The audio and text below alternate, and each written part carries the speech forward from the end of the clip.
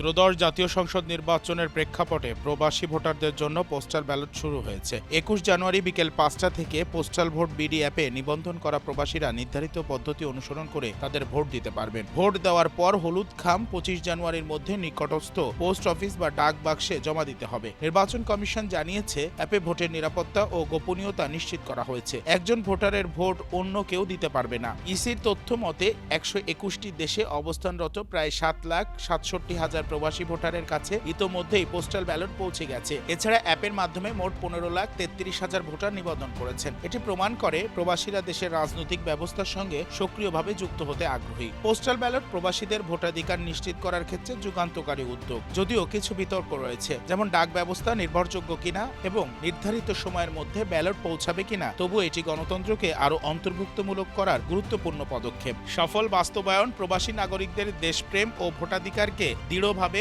প্রতিষ্ঠা করবে, পাশাপাশি বাংলাদেশের নির্বাচনী ব্যবস্থাকে আরও আধুনিক ও স্বচ্ছ করবে।